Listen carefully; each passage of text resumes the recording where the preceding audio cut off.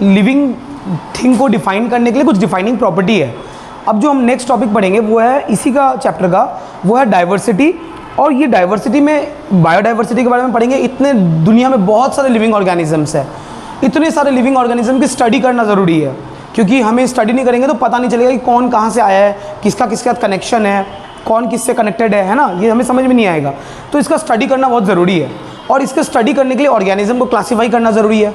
Classify करना यानी कि अलग अलग करना, आइडेंटिफाई करना ज़रूरी है, पहचानना ज़रूरी है, उसको नाम देना ज़रूरी है यानी कि नोमेनक्लेचर करना ज़रूरी है, और उसके बाद उसको सही ग्रुप के अंदर रखना ज़रूरी है ना। तो इस तरीके से हम लोग बायोडाइवर्सिटी यानी कि क्या होता है, सबसे पहले बायोडाइवर्सिटी टर्म का मतलब समझ लो। बायोडाइवर्सिटी, बायोडाइवर्सिटी का मतलब क्या होता है? बायोडाइवर्सिटी दो टर्म से मिलकर बना हुआ है, बायोलॉजिकल और एक हो गया डाइवर्सिटी। डाइवर्सिटी मतलब क्या होता है? हम हिंदी में क्या बोलते हैं? यूनिटी इन डाइवर्सिटी बोलते हैं ना, अनेकता में एकता। अनेकता यानी कि डाइवर्सिटी, बहुत वेरियस टाइप के ऑर्गेनिजम्स इस अर्थ में प्रेजेंट है। एग्जाम में एक बार पूछा गया था कि इस पूरे अर्थ में कितने तरह के स्पीशीज को आइडेंटिफाई कर लिया गया है, पहचान लिया गया है और खोज कर ली गई है। तो क्लास 12th का एनसीईआरटी बोलता है कि हमारे इस पूरे प्लैनेट में more than 1.5 million living species को, लिविंग ऑर्गेनिज्म को, more than 1.5 million living organism को, उससे ज़्यादा क्या कर लिया गया है? आइडेंटिफाई कर लिया गया है। ये इंपॉर्टेंट एग्जाम में पूछा गया है, याद रखना, इंपॉर्टेंट क्वेश्चन है।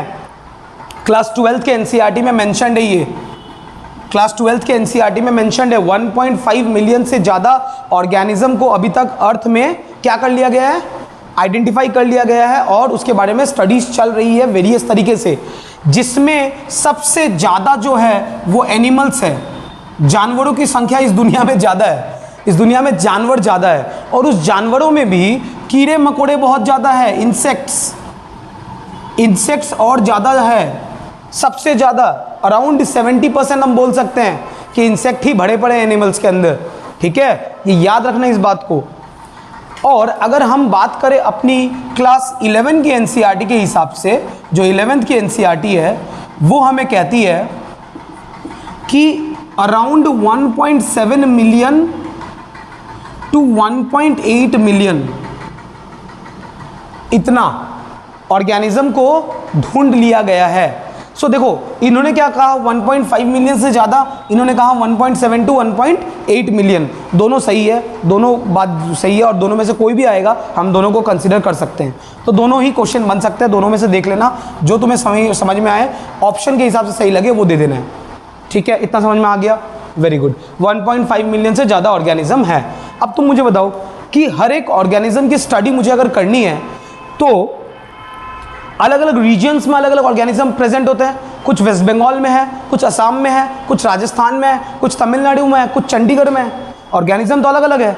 रेड पांडा और कहीं बैठा हुआ है ना, भालू यहाँ बैठा हुआ है, गली के कुत्ते अलग अलग टाइप के होते हैं हर जगह पे, पिजियंस अलग अलग टाइप के होते हैं। तो हर ऑर्गेनिज्म को स्टडी करना ज़रूरी है, और उसका जो स्टडी हम करेंगे उसके लिए हम उसको एक कॉमन नेम से पुकारेंगे। क्योंकि मान लो कि कोई एक ऑर्गेनिज्म है, उसका नाम यहाँ पे कुछ और है, और दूसरे स्टेट में जाओगे तो और उसको और कुछ बोलते हैं। जैसे तुम लोग का नेटिव स्टेट क्या है? बंगाल, सबका बंगाली है ना, तो फिर घंटा पता नहीं चलेगा। जैसे एग्जाम्पल क्या दूँ, मुझे याद नहीं आ रहा ढंग से, एक एग्जाम्पल दे देना सर। हाँ, डॉग का क्या बोलूँगा? डॉग को यहाँ पे भी कुत्ते बोलते हैं, बाहर में भी कुत्ते ही बोलते हैं। ओह हाँ, बंगाल में डॉग को अगर बंगाली लोग के हिसाब से बात किया जाए तो डॉग को बंगाल में क्या बोलते हैं? कुकुर। और अगर बाहर जाएंगे तो कुत्ता। अब कुत्ता और कुकुर हालांकि समझ में आता है, लेकिन कुछ कुछ चीज़ें होती है, उसका नाम इतना अजीब है। सबसे अच्छा है ना, एनिमल्स को छोड़ दो, प्लांट्स का एग्जाम्पल ले लो। प्लांट्स में अगर जिसको हम स्पिनच बोलते हैं, स्पिनच है ना, जो चीज़ स्पिनच को यहाँ पे बोलेंगे वो सेम चीज़ ज़रूरी नहीं है कि मिजोरम, आसाम में वो सेम ही नाम बोलेंगे, नाम अलग अलग हो सकता है। तो मैं जाके बोलूँगा कि मान लो मैं कैबेज, पत्ता गोभी का स्टडी कर रहा हूँ, तो मैं जाके बोलूँगा पत्ता गोभी के बारे में मैंने स्टडी की आसाम के साइंटिस्ट को, वो बोलेगा पत्ता गोभी क्या होता है, वो उसका अलग नाम जानता है। अमेरिका में जाके बोलूँगा कि मैंने पत्ता गोभी के ऊपर स्टडी की, अमेरिका बोलेगा व्हाट इज़ पत्ता गोभी। तो ज़रूरी नहीं है कि इंग्लिश भी सब पहचाने। अमेरिका के लोग इंग्लिश जानेंगे, लेकिन ज़रूरी नहीं है कि जो गांव में हम जा रहे हैं, जहाँ पे बड़े बड़े दूसरे सिटीज़ में जा रहे हैं, और वहाँ का जो मतलब लोकल आदमी है जिससे हम सैंपल कलेक्ट वगैरह करेंगे, डिस्कशन करेंगे, वो सेम लैंग्वेज जानता है। अब हमें क्या करना है, साइंटिस्ट को ऑल ओवर वर्ल्ड में कम्युनिकेट करने के लिए एक कॉमन नाम हर एक ऑर्गेनिज्म का निकालने का उन्होंने कोशिश किया, जिसे हम कहते हैं नोमेनक्लेचर, नामकरण करना। साइंटिफिक नोमेनक्लेचर किया गया हर एक ऑर्गेनिज्म का। जैसे ह्यूमन का साइंटिफिक नेम क्या है, बताओ? Homo sapiens. Homo sapiens is the scientific name of human beings. Human beings हो तुम लोग, तुम्हें पता होना चाहिए था कि Homo sapiens is the scientific name of human beings. बताओ मैंगो का क्या है? Mangifera indica. लायन का क्या है? Panthera leo. टाइगर का क्या है? पैंथेरा टाइग्रिस है शायद, है ना, ऐसा ही कुछ होगा, यही है। तो इस तरह से अलग अलग नाम है, और ये जो नाम है, ये नाम को हम बोलते हैं साइंटिफिक नोमेनक्लेचर, साइंटिफिक नेम। और ये साइंटिफिक नेम जो है ना, वर्ल्ड वाइड एक ही रहता है, कभी चेंज नहीं होता है।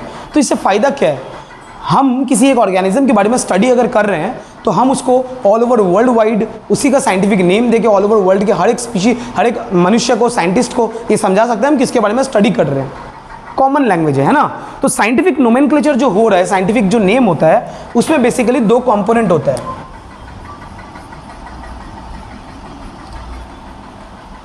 जो साइंटिफिक नोमेनक्लेचर होता है वो बेसिकली, हम जो अभी नोमेनक्लेचर पढ़ेंगे ना, नामकरण, हम जो अभी नामकरण पढ़ेंगे, नोमेनक्लेचर पढ़ेंगे, वो कौन सा नोमेनक्लेचर पढ़ेंगे? बाइनोमियल नोमेनक्लेचर पढ़ेंगे। बाइनोमियल, बाइनोमियल, बाइनोमियल मतलब बाई मतलब होता है टू, नोमियल मतलब नाम। तो दो नाम का टुकड़े मिलके एक नाम बनेगा। यहाँ पे दो छोटा छोटा पार्ट मिलके एक नाम बनेगा, इसको हम बोलते हैं बाइनोमियल नोमेनक्लेचर। और किसने प्रपोज किया था बाइनोमियल नोमेनक्लेचर को, पता है किसी को?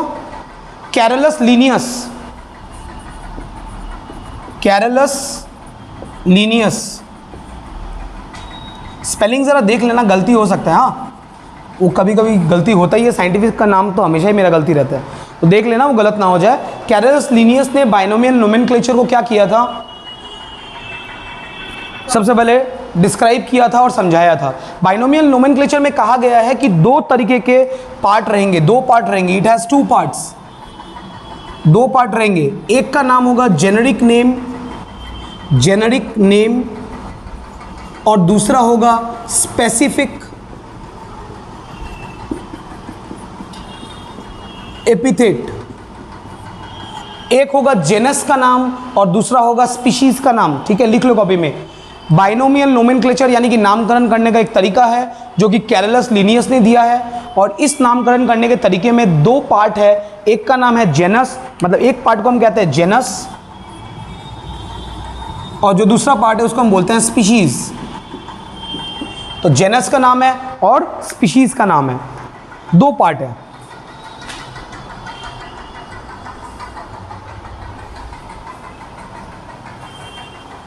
दो पार्ट है, एक का नाम है जेनस और एक है स्पीशीज। एक एग्जांपल लेके समझते हैं, ज़्यादा आसान रहेगा। इंसान है तो इंसान की भाषा ही समझेंगे। सो सबसे पहले एग्जांपल लेते हैं होमो सेपियंस का। होमो सेपियंस, अब एक्चुअली लिखने का तरीका दूसरा होता है। मैंने तुम लोगों को सबको कैपिटल करके दिखाया है, लेकिन इसका लिखने का तरीका दूसरा होता है। ऐसा मत लिखना, ठीक है? This is not a correct way. मैं बता रहा हूँ अभी समझाने के लिए। अगर मैं होमो सेपियंस की बात करूँ, होमो सेपियंस में दो पार्ट है, एक है होमो, एक है सेपियन। तो ये जो होमो पार्ट लिखा है मैंने, ये है जेनस, और ये जो मैंने लिखा है ये है स्पीशीज। तो स्पीशीज और जेनस ये दो अलग अलग पार्ट हो गए। ठीक है, ये लिख लेना हम लोग को होमो सेपियंस। मैंगीफेरा इंडिका लिखेंगे तो मैंगीफेरा हो जाएगा जेनस और इंडिका हो जाएगा स्पीशीज, है ना, इस तरह से। यहां तक तो कोई दिक्कत की बात नहीं है, शायद यहां तक सबको समझ में आ रहा है ना? अब देखो मैंने क्या बोला, मैंने बोला ना ये गलत लिखा है, मैंने बोला ना ये मैंने गलत लिखा है। क्यों गलत लिखा? देखो लिखने का क्या तरीका होता है। अगर हमें किसी भी साइंटिफिक नेम को लिखना है तो उसको लिखने का एक पर्टिकुलर रूल होता है। रूल क्या होता है? जब भी हम जेनस का नाम लिखेंगे, we will start with a capital letter like H, उसके बाद सब लिखेंगे स्मॉल। होमो, होमो लिखा, होमो लिखा, फर्स्ट लेटर कैपिटल, फिर सारे के सारे स्मॉल, और इसको हम क्या करेंगे? अंडरलाइन करेंगे। क्या करेंगे? अंडरलाइन करेंगे। इसके बाद जो हम लिखेंगे सेपियन, उसका जो पहला अक्षर होगा वो कैपिटल नहीं होना चाहिए, छोटा होना चाहिए। तो एस इज स्मॉल, सेपियंस, इसको भी अंडरलाइन करेंगे। सो एक साइंटिफिक नेम को लिखने का तरीका, फर्स्ट लेटर कैपिटल होना चाहिए, उसके बाद सारे स्मॉल होना चाहिए, जेनस और स्पीशीज के बीच में गैप होना जरूरी है, और दोनों को सेपरेटली अंडरलाइन करना जरूरी है। याद रखना बहुत इंपॉर्टेंट है। लिखने में 90% बच्चों का यही गलती होता है, जब साइंटिफिक नेम लिखते हैं उसको अंडरलाइन नहीं करते हैं, गलत हो जाता है वो, पहली बात। ये तुम लोगों को पता ही होगा ऑलरेडी। नेक्स्ट एक और इंपॉर्टेंट बात कि साइंटिफिक नोमेनक्लेचर के लिए जो लैंग्वेज यूज की जाती है वो लैंग्वेज कौन सी है, पता है किसी को? वो लैंग्वेज है लैटिन। वो कौन सी लैंग्वेज है? और लैटिन लैंग्वेज है। और लैटिन लैंग्वेज को हम क्या कहते हैं? इस लैंग्वेज में अभी तक और कोई मॉडिफिकेशन नहीं किया जा सकता, इसमें कोई मॉडिफिकेशन नहीं किया जा सकता, इसीलिए लैटिन लैंग्वेज को हम डेड लैंग्वेज बोलते हैं। क्या बोलते हैं? Dead language. मरा नहीं है, ये जिंदा है, लैंग्वेज तो जिंदा है, मरा नहीं है, लेकिन हम क्या बोलेंगे कि ये क्या है, इसमें कोई मॉडिफिकेशन और हो नहीं सकता। That is why this is considered as a dead language. बात समझ में आया? So it is a dead language, लिख लेना, ये डेड लैंग्वेज है।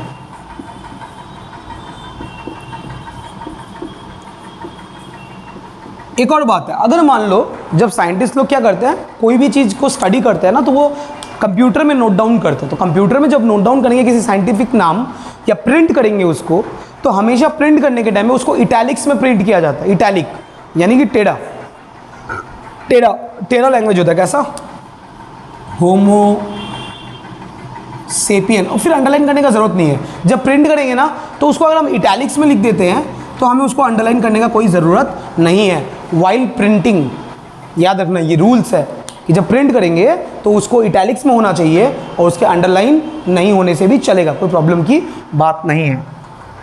ठीक है, ये तो हो गई बाइनोमियल नोमेनक्लेचर की बात। इंपॉर्टेंट क्वेश्चन कहाँ से आते हैं? यहाँ से आते हैं। बाइनोमियल नोमेनक्लेचर किसने दिया? कैरलस लिनियस ने दिया। जेनरिक नेम का एक और नाम क्या होता है? जेनस। स्पेसिफिक एपिथेट को क्या बोलते हैं? स्पीशीज। दोनों को मिला के होता है एक बाइनोमियल नोमेनक्लेचर। कौन सा लैंग्वेज यूज़ किया जाता है? लैटिन लैंग्वेज यूज़ किया जाता है। ये कुछ क्वेश्चंस बन सकते हैं। ठीक है, या तुमको कोई एक साइंटिफिक नाम दे देगा, बोलेगा कि जेनरिक नेम बताओ, स्पीशीज का नाम बताओ। इस तरीके के क्वेश्चन वो पूछ सकते हैं। बायोडाइवर्सिटी का मीनिंग सबको समझ में आ गया होगा। इस पूरे धरती में जितने तरह के ऑर्गेनिज्म हैं सबको प्लस कर दो, उसको बोलते हैं एक बायोडाइवर्सिटी। वो है लिविंग ऑर्गेनिज्म की बायोडाइवर्सिटी। ठीक है, यहां तक सबका हो गया होगा, समझ में आ गया होगा। इसको मिटा रहा हूं मैं, ये इसको मिटा देता हूं। चलो, अच्छा, एक और जगह जहां से क्वेश्चन पूछा जाता है, नोमेनक्लेचर रिलेटेड ही है, वो ये है कि अगर मान लो हमें प्लांट की स्टडी करनी है, तो बायोलॉजी का कौन सा ब्रांच प्लांट की स्टडी करवाता है? बॉटनी। और अगर एनिमल्स की स्टडी करनी है तो जूलॉजी, यानी कि जूलॉजी कहते हैं जिसे हम। तो जितने भी प्लांट्स के नेम होंगे उसके रिलेटेड जो भी रूल्स है उसको फ्रेमवर्क करने का काम करता है international code of botanical nomenclature. और जितना भी एनिमल रिलेटेड बातें हैं उसको, उसके रूल्स को फ्रेम करने का काम करता है international code of zoological nomenclature. So ICBN and ICZN, ये दो और नाम हो गए जो हमें याद रखना है, एग्जाम में पूछा जा सकता है, पूरी गारंटी है। ICBN, ICZN, ठीक है, ICBN और ICZN, international code for botanical nomenclature, international code for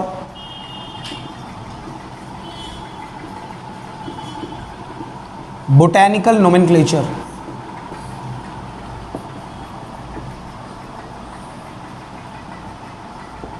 same होगा इंटरनेशनल कोड फॉर, बस सेम ही लिख देना, जूलॉजिकल लिख देना, zoological nomenclature, zoological nomenclature. ICZN, ICBN पूछा जा सकता है, ये भी सवाल, कोई बड़ी बात नहीं है, ये भी सवाल पूछा जा सकता है।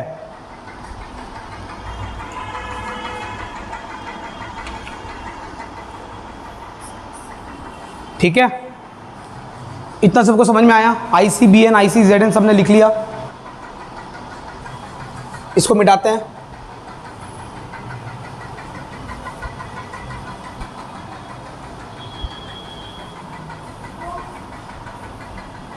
लिखा नहीं गया, छूट गया किसी का?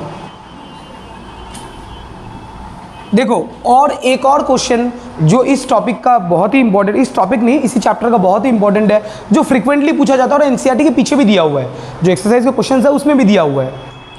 मैं एक बात बता देता हूँ कि एनसीईआरटी को ना, एनसीईआरटी के इंटेक्स्ट क्वेश्चन हो, एक्सरसाइज के हो, चाहे बुक के बीच में किसी एक पैराग्राफ के बीच में कोई क्वेश्चन दिया हुआ, उसको भी हल्के में मत लेना, अंडरलाइन करके हाईलाइट कर लेना, उसका आंसर खुद लिख लेना वहाँ पे, क्योंकि एग्जाम में एग्जामिनर का फेवरेट पोर्शन ही होता है वही, वो जो बिटवीन द लाइन में कुछ क्वेश्चन रहता है, do you know what is the meaning of this question mark, वो लिख के छोड़ देता है और हम भी उसका दौड़ के ओके बोर्ड पे हटा बोल के निकल जाता है आगे, लेकिन वहीं से क्वेश्चन आने का चांस रहता है, तो उसको अंडरलाइन करना और उसका इंपॉर्टेंट उसका आंसर जो होगा वहाँ लिख लेना। एनसीईआरटी के पीछे एक्सरसाइज में क्वेश्चन दिया हुआ है, उसके रिलेटेड भी बात करेंगे। अभी एक और टॉपिक है छोटा सा इसमें, टैक्सोनॉमिकल कैटेगरी व टैक्सोनॉमी, चलो इसके बारे में बात करें। टैक्सोनॉमी या टैक्सोनॉमिकल जो कैटेगरीज के बारे में बात करेंगे, इस टॉपिक में हमें बेसिकली ये समझना है कि टैक्सोनॉमिकल है होता क्या है, टैक्सोनॉमी क्या होती है। तो ये एक ऐसी ब्रांच ऑफ बायोलॉजी है जिसमें हम स्टडी करते हैं किसी भी ऑर्गेनिज्म को, और स्टडी करके हम क्या करना चाहते हैं, उसको कैरेक्टराइज करना चाहते हैं, उसको आइडेंटिफाई करना चाहते हैं, उसके अलग अलग कैरेक्टर्स को नोट डाउन करके रखते हैं, उसका नोमेनक्लेचर करने की कोशिश करते हैं। तो हम क्या क्या करते हैं, देखो ध्यान से, हम सबसे पहले करते हैं उसका कैरेक्टरिस्टिक्स, उसका कैरेक्टरिस्टिक्स को हम निकालते हैं, कैरेक्टरिस्टिक्स उसका निकालते हैं। फिर क्या करते हैं, उसका आइडेंटिफिकेशन करते हैं,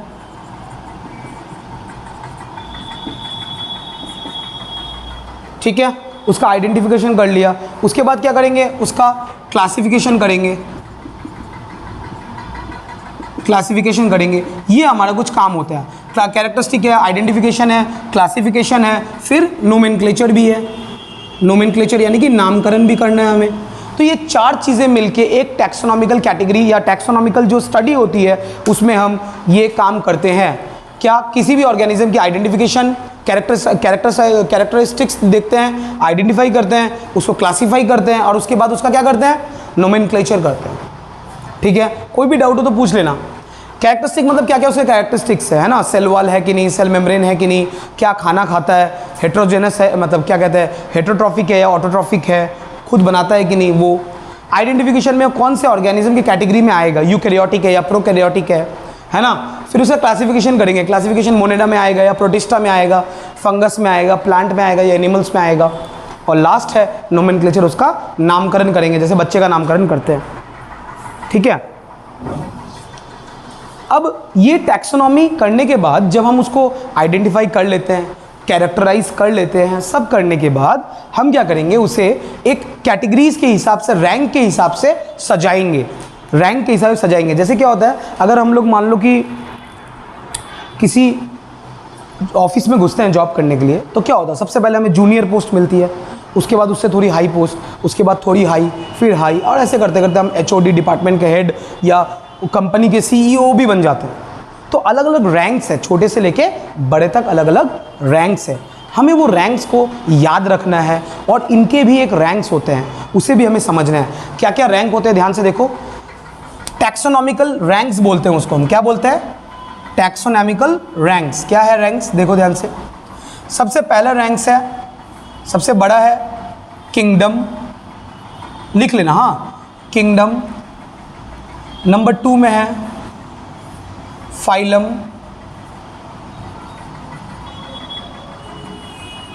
इसमें है क्लास, सब लोग लिखो इस तरह से, किंगडम, फाइलम, क्लास, ऑर्डर,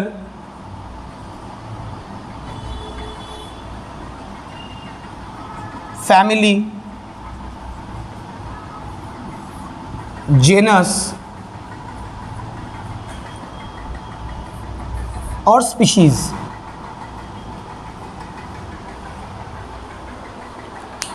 ये 7 रैंक्स है जो हमें ऐसे का ऐसे ही याद करना है, यानी कि सबसे बड़ा ये और सबसे छोटा ये, ठीक है। सबको याद हो गया ना, याद हो गया, याद हो गया, याद हो जाएगा क्या ये जल्दी से, मिक्स नहीं हो जाएगा, चांस है ना मिक्स होने का।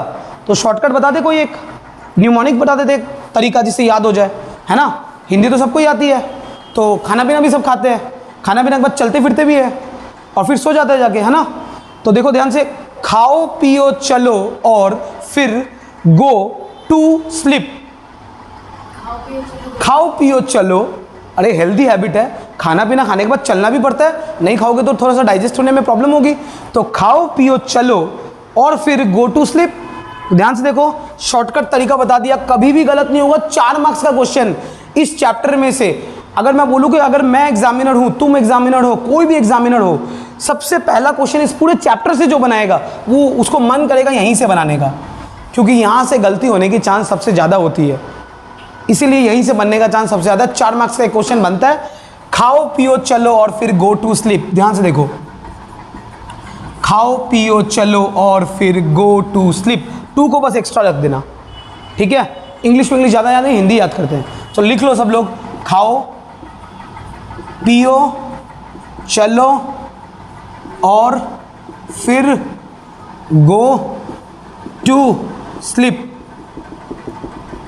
सिर्फ इतना याद रहे ना, पहले के इनिशियल्स तो तुम लोग खुद बना लोगे, है ना, सब बना लोगे ना। खाओ पियो चलो और फिर गो टू स्लीप, ठीक है। हाँ, तो kingdom, phylum, order, family, genus, species, यही तो है किंगडम। अच्छा, क्लास छूट गया। हाँ, kingdom, phylum, class, order, family, genus, species, ये तो तरीका हो गया। जोर से बोलो सब लोग, याद हो गया सबको? याद हो गया? सबसे पहले जोर से सबसे पहले किंगडम, उसके बाद फिर ऐसे कैसे, खाओ पियो चलो और फिर फैमिली, गो, यानी कि गो मत लिख देना एग्जाम में, गो, जेनस, फिर स्पीशीज। वापस रिपीट कर लो एक जल्दी से, किंगडम, एक साथ बोलो ना, फ्रीक्वेंसी क्यों मैच अनमैच कर रहे हो। तो kingdom, phylum, class, order, family, genus, species, ये याद रखना है। ये टॉप टू बटम है, टॉप में सबसे हाई है, सबसे छोटा भाई ये है अपना, ठीक है। मैं यहाँ पे स्पीशीज के बारे में थोड़ा सा बता देता हूँ, बाकी नहीं बताने से भी चलेगा। स्पीशीज क्या होता है? दो ऑर्गेनिज्म को हम बोलेंगे कि they belong to same species. कब? जब वो आपस में इंटरब्रीड कर सके। Two organisms are considered to be in a same species if they can interbreed among themselves, यानी कि वो खुद के बीच में इंटरब्रीडिंग करके एक न्यू ऑर्गेनिज्म को जन्म दे सके naturally, without any human interference. Human उसमें इंटरफेयर करेगा और उसको फिर ज़बरदस्ती डंकी और हॉर्स में से म्यूल निकालेगा, खच्चर, ये नहीं चलेगा। एक स्पीशीज़ का होना मतलब मनुष्य के साथ इंटरब्रीड करके न्यू बेबी जन्म कर सकता है, एक एनिमल के साथ इंटरब्रीड करेगा। एक ऐसा नहीं होना चाहिए कि एक एनिमल दूसरे कैटेगरी के एनिमल के साथ, जैसे वो टाइगर और लायन मिलकर लाइगर बना दिया ज़बरदस्ती, टाइगर और लायन का मिला के लाइगर बना दिया, जो कि बचा भी नहीं जाते दिन, मर गया बेचारा, है ना। ऐसा नहीं होना चाहिए। तो ये एक इंपॉर्टेंट जगह है जहाँ से क्वेश्चन बनने का चांस रहता है। और एक क्या पूछते हैं कि टैक्सोनॉमी में हम क्या क्या करते हैं, तो कैरेक्टराइजेशन करते हैं, आइडेंटिफिकेशन करते हैं, क्लासिफिकेशन करते हैं, और वेरी गुड, समझ में आया ना, आसान है। तो जो क्वेश्चंस हैं मैंने बता दिए कि कहाँ कहाँ से क्वेश्चन नीट में आने की संभावना सबसे ज़्यादा है। और एकेडमिकली हमें क्या पूछता है, स्कूल में क्या पूछेगा, name two defining property of a living organism, या पूछ लेगा कि name why growth is not considered as a living organism, या पूछ लेगा कि रिप्रोडक्शन तो सब करते हैं, हमने बचपन से पढ़ते, value based question, we have studied from class 5 onwards that reproduction is very necessity for maintenance the life long, लंबा चलाने के लिए जनरेशन आफ्टर जनरेशन। तो फिर रिप्रोडक्शन को हमने क्यों यूज़ नहीं किया एज अ डिफाइनिंग प्रॉपर्टी, इस तरह से क्वेश्चन पूछेगा, उसका हमें जवाब देना है। ठीक है, हो गया यहाँ तक, लिख लो, जिसको इसको डाउट है, कुछ पूछना है पूछ लो।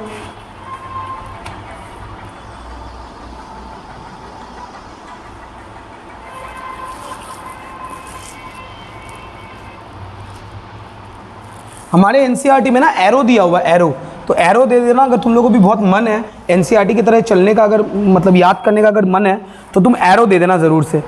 कहाँ से कहाँ एरो मैं बता देता हूँ, देख लो।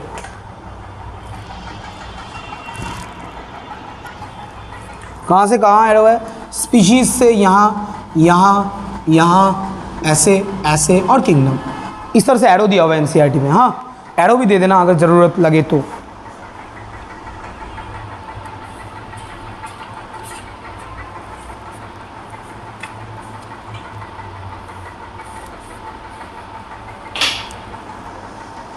पेज नंबर एनसीईआरटी का 11 नंबर जो पेज है ना, पेज नंबर 11 को ज़रा ध्यान से देख लो। उसमें एक डब्बा बनाया हुआ है, और डब्बा है, डब्बा अंकल का टीवी डब्बा समझ के छोड़ मत देना इसको, बहुत इंपॉर्टेंट है।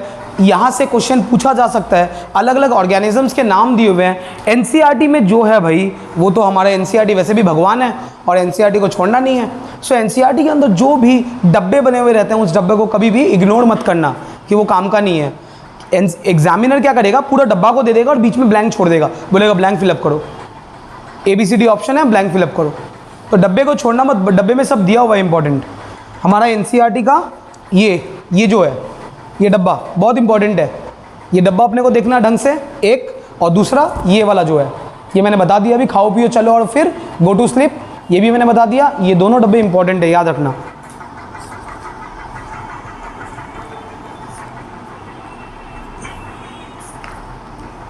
अच्छा, इसके बाद जो है उसके बारे में बहुत ज़्यादा लिखने की ज़रूरत नहीं है, हम लोग जस्ट डिस्कस कर सकते हैं। इसके बाद क्या है हमारे पास, टैक्सोनॉमिकल एड्स है, लास्ट टॉपिक है, थोड़ा सा बस 5-10 मिनट बोलूँगा, ख़त्म हो जाएगा।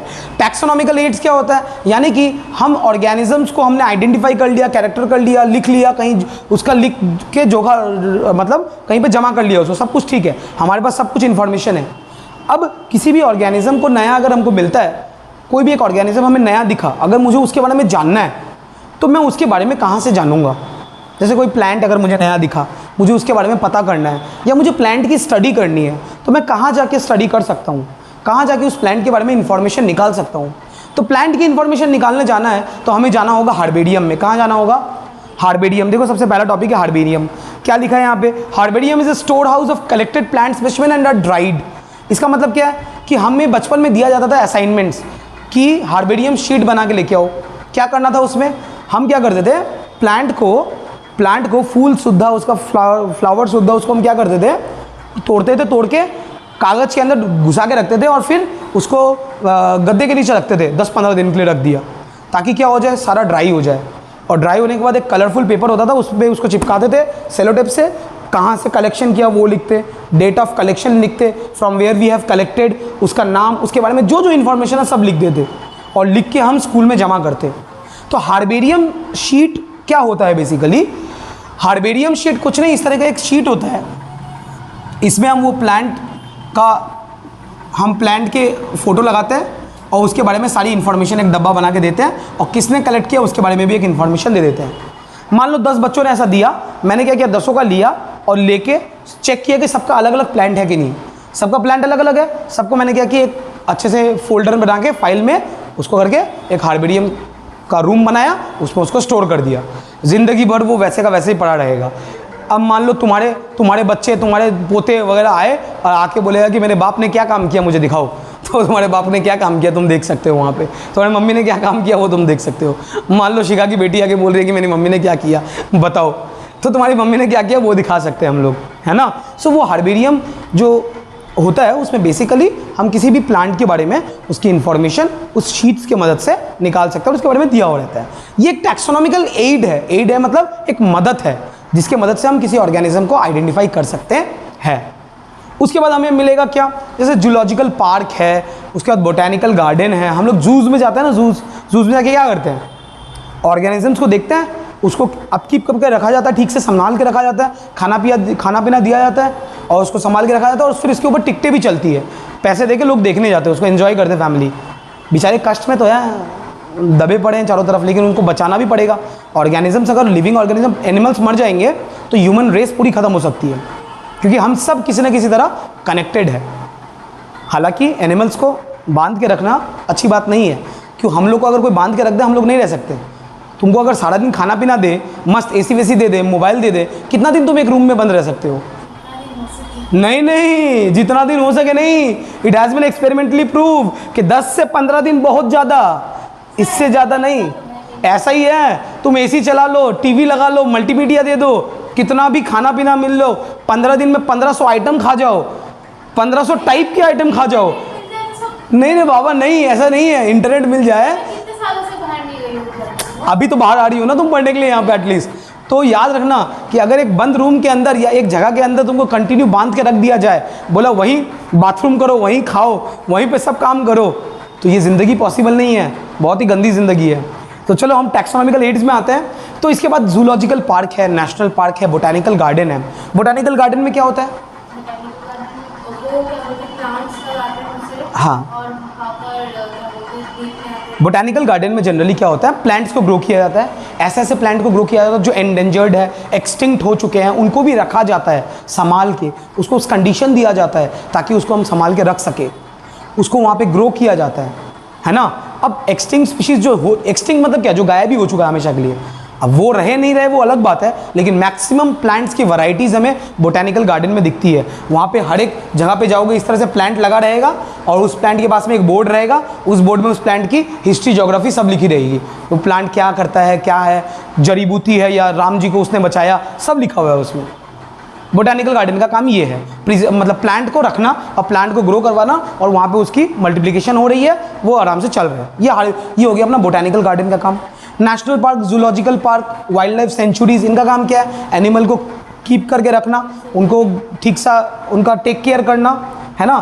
हालांकि तुम्हें चैप्टर नंबर 12 क्लास 12 में बोटेनिकल गार्डन बोलो sorry, wild life sanctuary, national park और जो जूलॉजिकल पार्क होता है, इनके बारे में समझ में आएगा। हम लोग पढ़ेंगे इन सीटू कंजर्वेशन और एक्स सीटू कंजर्वेशन, उसमें हम डिस्कस करेंगे कि क्या होता है ये, तो उसके बारे में ज़्यादा उस टाइम में वहाँ पे डिस्कशन होगी। ठीक है, ये एक हो गया। एक छोटा सा लाइन और है, रेड डेटा बुक किसे कहते हैं? रेड डेटा बुक पढ़ा होगा तुमने शायद। हाँ, जिस बुक में एक्सटिंक्ट स्पीशीज के बारे में लिखा होता है, या जिस बुक में किसी भी स्पीशीज के बारे में उसके आइडेंटिफिकेशन किया हुआ रहता है with the help of some of the leads. कुछ लीड्स होता है जिसकी मदद से एक्सटिंक्ट स्पीशीज के बारे में उसमें लिखा हुआ रहता है सारी चीज़ें। ठीक है, वो होती है रेड डेटा बुक। क्लियर है? अच्छा, एक और होता है मैनुअल कहते हैं, या एक और बुक होती है जिसमें हम किसी भी ऑर्गेनिज्म को आइडेंटिफाई करने के लिए यूज़ करते हैं। एक बुक होती है मैनुअल जिसे कहते हैं हम। उस मैनुअल में क्या होता है, मोनोग्राफ या मैनुअल कहते हैं, मुझे याद नहीं, देखना पड़ेगा। उसमें क्या होता है कि अगर तुम्हें किसी ऑर्गेनिज्म के बारे में स्टडी करना है तो कैसे करेंगे पता है? उसका तरीका है। तरीका क्या है कि मान लो तुमने बोला कि सर मैंने एक ऑर्गेनिज्म देखा, आप मुझे बताओ देख के बुक कि वो ऑर्गेनिज्म कौन है, उसका नाम क्या है। तो मैं तुमको सबसे पहले पूछूंगा कि वो ऑर्गेनिज्म पानी में रहता था या ज़मीन में रहता था? ज़मीन में मिला या पानी में मिला? तुम बोलोगे ज़मीन में मिला, तो ठीक है, ज़मीन में मिला तो हमारे पास दो ऑप्शन हमेशा रहेंगे। हम हमेशा दो दो में क्वेश्चन पूछेंगे पेयर्स में। सबसे पहला क्वेश्चन क्या कि वो टेरेस्ट्रियल है या एक्वाटिक है, दोनों में से कौन सा है? तुम बोलोगे टेरेस्ट्रियल है तो मैं टेरेस्ट्रियल में क्लिक करूँगा। अगर तुम बोलोगे एक्वाटिक है तो मैं एक्वाटिक को क्लोज कर दूँगा, मतलब टिक करूँगा, है ना। उसके बाद हम जाएंगे कि वो ऑर्गेनिज्म जो है उसके 4 पाँव हैं या 2 पाँव हैं, मतलब मान लो 3 पाँव है या 4 पाँव है या 2 पाँव है, इस तरह से 2 सींग है या सिंगल सींग है। इस तरह से हम क्या करेंगे, पेयर्स में क्वेश्चन पूछेंगे, है ना। मैंने क्या पूछा कि वो पानी में है या ज़मीन में है, तो मैंने पेयर में क्वेश्चन पूछा। कपलेट बोलते हैं इसको, couplet, couple question, couple of question. पानी में है या ज़मीन में है, तुमने बोला ज़मीन में है, तो मुझे एक क्या मिल गया, लीड मिल गया, तो मैं एक स्टेप आगे हो गया। फिर मैंने बोला कि वो घास खाता है या मांस खाता है, तुमने बोला मांस खाता है, तो मुझे एक और लीड मिल गया। लीड मतलब मैं और आगे चला गया उसमें। इस तरह से एक एक हमें क्या मिलता है, लीड्स मिलते रहते हैं, और उसके मदद से हम एक ऑर्गेनिज्म को डिफाइन कर सकते हैं वो कौन है और उसके बारे में क्या लिखा हुआ है। एनसीईआरटी का लास्ट जो पेज है उसमें की के बारे में दिया हुआ है। ये जो पेज है की के बारे में दिया हुआ है, की के बारे में दिया हुआ है, जिसमें बताया गया है कि किस तरीके से हम ऑर्गेनिज्म को आइडेंटिफाई करने में मदद करता है। की हमें, की मतलब कोई चाबी नहीं है ये, हाँ, ये वो चाबी है जो हमें समझा रही है कि किस तरह से हम किसी एक ऑर्गेनिज्म को आइडेंटिफाई कर सकते हैं। ठीक है, पूरा चैप्टर यहीं पे कंक्लूड होता है। इस चैप्टर में और कुछ नहीं है, जितना मैंने बता दिया ये यहीं पे ख़त्म होता है। एनसीईआरटी का एक्सरसाइज को देखना बहुत ज़रूरी है, एक्सरसाइज बहुत इंपॉर्टेंट है। और इसके जो एग्जाम्पलर के क्वेश्चंस है, एग्जाम्पलर एनसीईआरटी का जो एग्जाम्पलर का क्वेश्चंस होता है उसको एमसीक्यू प्रैक्टिस करना बहुत ज़रूरी है। ये चैप्टर हमारा यहीं खत्म होता है। इसमें से इंपॉर्टेंट क्वेश्चंस मैंने बता दिए। एक तो खाओ पियो चलो और go for sleep, number 1। ICBN ICZN का फुल फॉर्म पूछते हैं, नंबर 2। बाइनोमियल नोमेनक्लेचर किसने डिस्कवर, मतलब किसने डिस्क्राइब किया था, कैरलस लिनियस। कभी कभी एक और क्वेश्चन पूछ लेता है कि कैरलस लिनियस की एक किताब है, उसका नाम बताओ, जिसमें उसने सबके बारे में डिस्कस किया था। उस किताब का नाम है, लिख लो, उस किताब का नाम है सिस्टेमा नेचुरी या नट्यूरी बोलते हैं। एक्चुअली नेचर के हिसाब से है ये, स्पेलिंग देख लेना, नट्यूरी है या नेटूरी है, जो भी है, व्हाटएवर। नेचर बोलना चाहिए था, system of nature, system of nature नाम होना चाहिए, पर इसका नाम उन्होंने रखा सिस्टम ऑफ नेचर। ठीक है, इस बुक में उन्होंने डिस्क्राइब किया है कैरलस लिनियस ने बाइनोमियल नोमेनक्लेचर के बारे में। बाइनोमियल नोमेनक्लेचर में कितने पार्ट होते हैं? जेनस होता है और स्पीशीज होते हैं, जेनस का नाम होता है और स्पीशीज का नाम होता है, लाइक होमोसेपियंस, होमोजेनस है और स्पीशीज जो तुम्हारा वो है सेपियंस है। और नाम लिखने का तरीका कैपिटल लेटर होना चाहिए फर्स्ट, फिर सारे स्मॉल, अगर प्रिंट करोगे तो इटैलिक्स में, अंडरलाइन नहीं चाहिए, और अगर लिखोगे तो अंडरलाइन करना है सेपरेटली, जेनस को अलग और स्पीशीज को अलग। इतना हो गया, और तो बाकी मैंने सब बता ही दिया। और सिस्टम और ये क्या कहते हैं, कैरेक्टराइजेशन करता है, आइडेंटिफिकेशन, क्लासिफिकेशन और नोमेनक्लेचर, ये 4-5 काम इंपॉर्टेंट है। ठीक है, चैप्टर हमारा यहीं खत्म, इसका झमेला यहीं खत्म। जयराम जी की बाय बाय।